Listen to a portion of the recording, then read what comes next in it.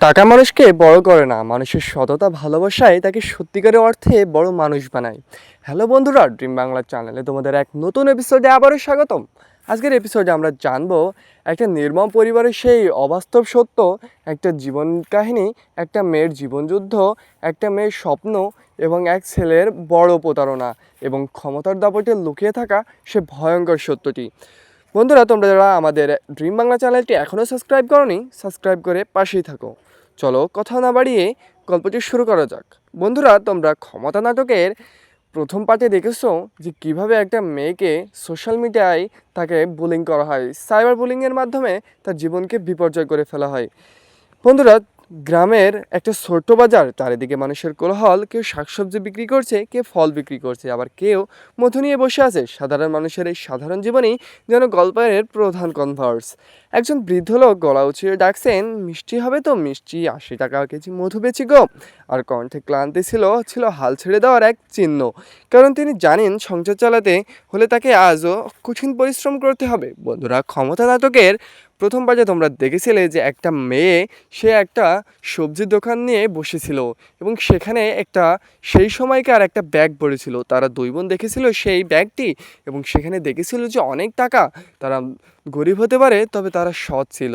তারা তখন তাৎক্ষণিক টাকার ব্যাগটি নিয়ে যায় সেই ছেলেটির বাড়ি।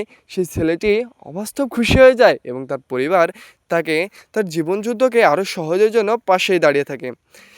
একদিকে গ্রামের মানুষ কিছু টাকার খবর পেয়ে যায়। কিছুক্ষণ আগেও যারা ছিল স্বাভাবিক, তাদের আচরণ বদলে যেতে শুরু করে। কারোর চোখে লোভ, কারোর চোখে ষড়যন্ত্র, আবার কারোর চোখে স্বার্থ। এখানে খুব সুন্দর একটা জিনিস দেখিয়েছেন যে টাকা আসল চরিত্র প্রকাশ করে না। একদিকে মিলন নামের এক যুবক, চারিদিকে সন্দেহ হয়ে ওঠে। কেউ বলে মিলন চোর, কেউ বলে বাটপার, আবার কেউ বলে সে ব্যাগটি চুরি করেছে। কিন্তু মিলনের কণ্ঠে প্রতিবাদের সুর। সে বলে, আমি চোর নয়। এই সংলাপ শুনে দর্শকের মনে প্রশ্ন জাগে, সত্যি কি মিলন চোর ছিল? বন্ধুরা, তোমরা ক্ষমতা নাটকের প্রথম পার্টে কি সেটা দেখেছিলে? সে কি চোর, সে কি প্রতারক, নাকি সে একটা মানুষের জীবন নিয়ে খেলছে? যখন সালমার বোন সে স্কুলে যাচ্ছিল, তখন তারই একটা চামচা সে ভিডিও করে সেটা এআইয়ের মাধ্যমে ছবি জেনারেট করে পুরো সোশ্যাল মিডিয়ায় তার নামে খারাপ গুজব এবং প্রতারকের মতো কিছু তথ্য ভাইরাল করছিল। যার ফলে সেই মেয়েটির জীবন হয়ে যাচ্ছিল বিপন্ন, তার স্বপ্নগুলো হয়ে যাচ্ছিল মাটি, তার পরিবার থেকে হচ্ছিল সে বঞ্চিত, তার ভালোবাসার কাছে সে ব্যর্থ হিসাবে স্বীকৃতি পাচ্ছিল। বন্ধুরা, একটা মানুষের জীবন যখন ভেঙে পড়ে, তখন প্রতিটি অংশই ভেঙে পড়ে। প্রতিটি অংশ যখন ভেঙে পড়ে, তখন প্রতিটি মানুষই আমাদেরকে এবং আমাদের সমাজ আমাদের বিপরীতে চলতে শুরু করে। এই সংলাপ শুনে দর্শকের মনে প্রশ্ন জাগে, মিলন কি সত্যি চোর, নাকি তাকে ফাঁসানো হচ্ছে? কারণ সমাজে অনেক সময় নির্দোষ মানুষগুলোও অন্যায়ের শিকার হয়ে যায়। গল্পের এক পর্যায়ে আমরা দেখতে পাই মানবতার আরেকটি সুন্দর উদাহরণ। অপারেশন করানোর কারণে নানি তার পরিবারের সব প্রিয় মানুষের কাছে ব্যর্থ ছিল। যখন সেই ছেলেটির গায়ে প্রতিবাদ করে এবং ছেলেটির সেই সোশ্যাল মিডিয়ায় আঘাত করার কারণে সে ব্যস্ত হয়ে পড়ে, তখন সে একটা ছেলেই তখন নায়কের মতো এন্ট্রি নেয়। যে ছেলেটি ছিল ওই মেয়েটির বড় বোনের এবং সেই সবজিওয়ালার হাজব্যান্ড।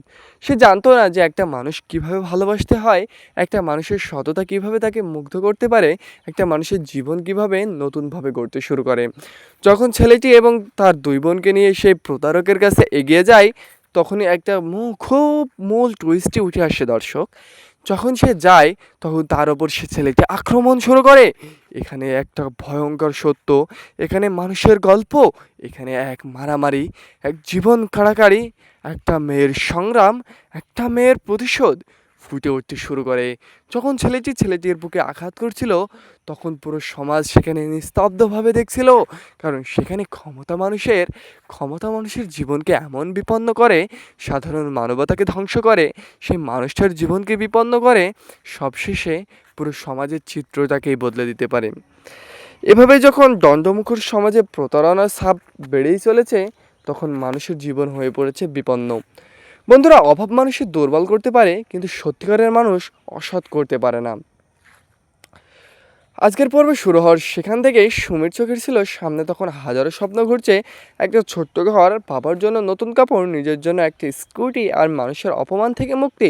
যে মেয়েটি সবাইকে ভিখারি বলতো, তুচ্ছ বলতো, সে মেয়েটি হয়ে উঠেছে ওই সমাজের সব থেকে বড় ধনী। যে মেয়েটা এক সময় সবজি বিক্রি করতো, সে মেয়েটি এখন হয়ে উঠেছে শহরের আইটি কোম্পানির ম্যানেজার। বন্ধুরা, সফলতা কি শুধু দারিদ্রতা থেকে আসে? না, সফলতা আসে সততা থেকে। যখন সে টাকাটি কুড়িয়ে পেয়েছিল, তখন ওই ছেলেটি ভেবেছিল হয়তো তার ভিতরে ভালোবাসা আছে, সততা আছে, কিন্তু দারিদ্রতা তাকে থামাতে পারবে না। বন্ধুরা, আমাদের সমাজে এমনও কিছু মানুষ আছে, যখন কিছু টাকা পায় তখন তারা উদযাপন শুরু করে, কিন্তু জানে না এই টাকার পেছনেই তাদের জীবনের প্রতিটি অর্থবহ খুঁজে আছে। যেমন এই মেয়েটি এক টাকার ব্যাগের কারণেই সে পেয়েছিল সম্মান, পেয়েছিল সফলতা, পেয়েছিল নতুন জীবনের সূচনা, পেয়েছিল তার জীবনের ভালোবাসা। সেই মেয়েটি যেন এক চাঞ্চল্যকর উদাহরণ। বন্ধুরা, আমাদের সমাজে গরিব মানুষ আছে ঠিকই, কিন্তু তাদের ভিতরে মানবতা নেই, নেই কোনো স্বাধীনতা, নেই কোনো চেতনা, নেই কোনো মানবতা। যখনই তারা টাকা পেয়ে যায় তখনই তারা অন্ধ হয়ে পড়ে ক্ষমতার লোভে, তার পারিবারিক লোভে, তার নিজের লোভে। এভাবে যখন পুরো সমাজটা দূষিত হতে শুরু করে, তখন জীবনের প্রতিটি মোহ, প্রতিটি সময়, প্রতিটি অংশই যেন অচল হয়ে পড়ে। বন্ধুরা, ক্ষমতা যে মানুষের জীবনে সারা জীবন থাকে না, এই নাটকটি তার উদাহরণ। কারণ ক্ষমতা মানুষকে সম্পূর্ণ মেরে ফেলে, আবার সম্পূর্ণ গড়ে তুলতে সহযোগিতা করে। বন্ধুরা, যখন প্রতিটি মানুষ প্রতিটি অধ্যায়ে, প্রতিটি সূচনায়, তখন তারা তাদের ক্ষমতার দাপটকে জাগিয়ে তুলতে শুরু করে, তখনই হয় সফলতা, নয় পতন। এভাবেই যখন পুরো সমাজের চিত্রটি বদলে যেতে শুরু করে এক সৎ মেয়ের কারণে, তখন পুরো সমাজ কেন, পুরো দেশটা পরিবর্তন হতে শুরু করে। হ্যালো বন্ধুরা, নাটক, এই যে মুভি এক্সপ্লেন বা নাটক এক্সপ্লেনটা ছিল আজকে এই পর্যন্তই। আজকের নাটকে আমরা কী শিখলাম? আজকের নাটকে আমরা শিখলাম ক্ষমতার অপব্যবহার মানুষের পতন শুরু করে, এবং ক্ষমতার সুব্যবহার মানুষের জীবনকে নতুন মাত্রায় গড়ে তোলে। ধন্যবাদ সবাইকে, আবারও নতুন এপিসোডের জন্য স্বাগতম।